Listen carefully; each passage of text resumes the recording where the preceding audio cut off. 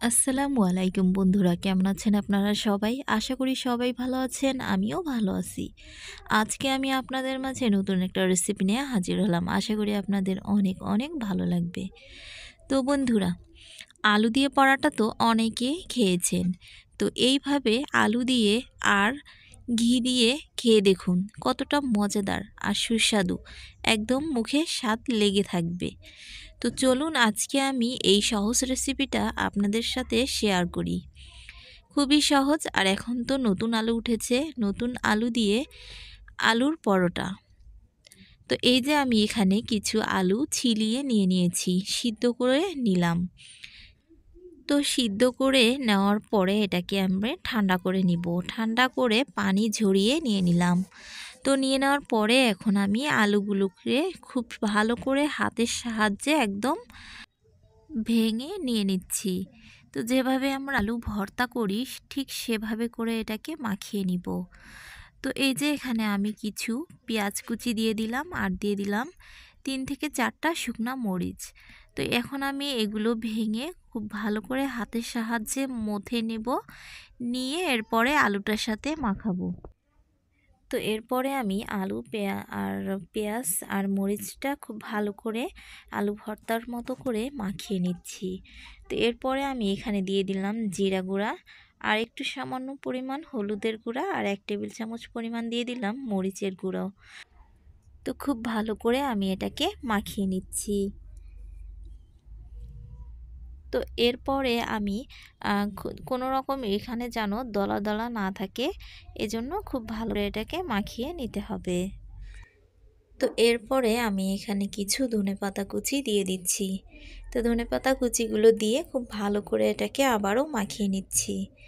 তো কেউ যদি ধনেপাতা খেতে না চায় তাহলে তার জন্য আলাদা করে রাখতে পারেন। তো এরপরে এগুলো রেখে দিচ্ছি। দেওয়ার পরে এখানে আমি 2 কাপ পরিমাণ আটা নিয়ে নিচ্ছি।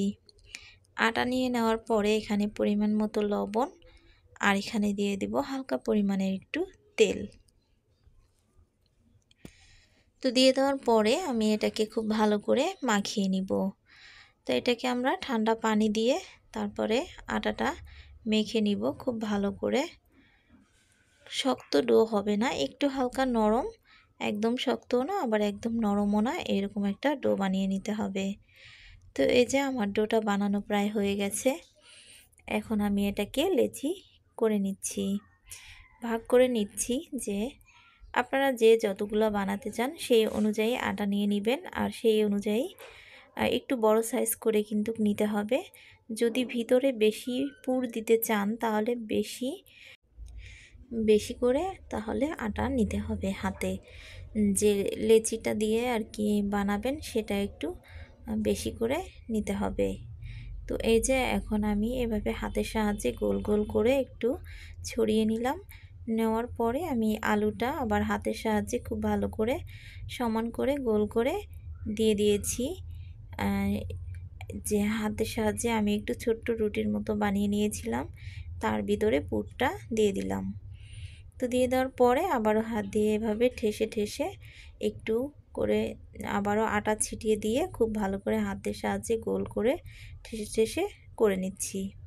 নেওয়ার পরে এভাবে আমি বেলে নিচ্ছি রুটির মতো করে। তো রুটির মতো করে খুব ভালো করে এই যে বেলে নিচ্ছি। তো যেহেতু একটু বেশি করে আমরা পুর দিয়েছি সেহেতু একটু মোটা থাকবে, একদম পাতলাও হবে না। যদি পাতলা করতে চান তাহলে আপনার লেচিটা কম করে নিলে হবে। তো আমার বানানো হয়ে গেছে, আমি সবগুলো এভাবে আলুর পরোটা বানিয়ে নিয়েছি। তো এরপরে ভেজে নেওয়ার পালা।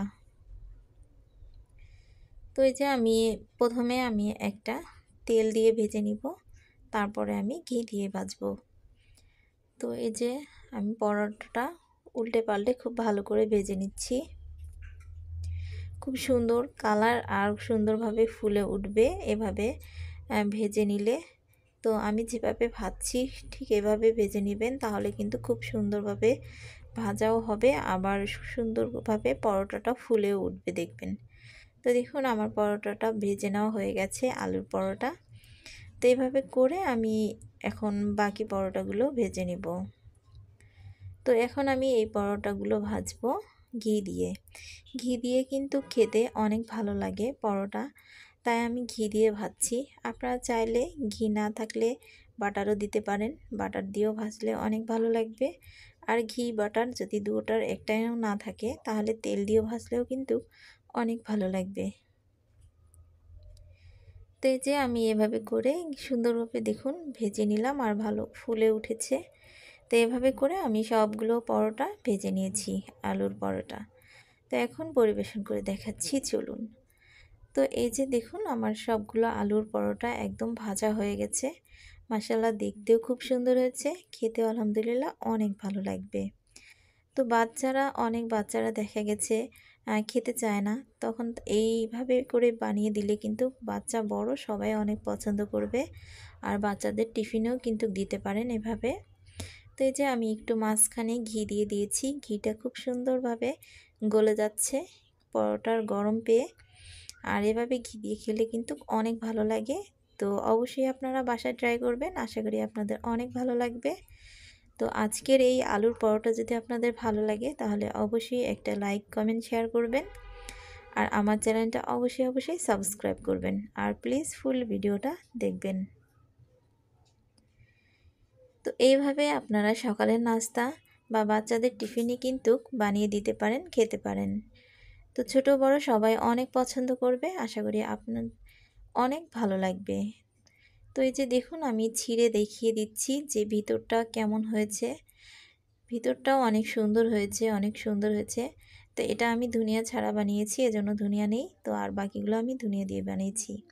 কেউ ধনিয়া পছন্দ করে, কেউ ধনিয়া পছন্দ করে না। তো এটা খেতে যে এতটা টেস্টি হয়েছে তা বলে বোঝাতে পারবো না। তো আজকের মতো এখানেই বিদায় নিচ্ছি। আল্লাহ হাফেজ, সবাই ভালো থাকবেন।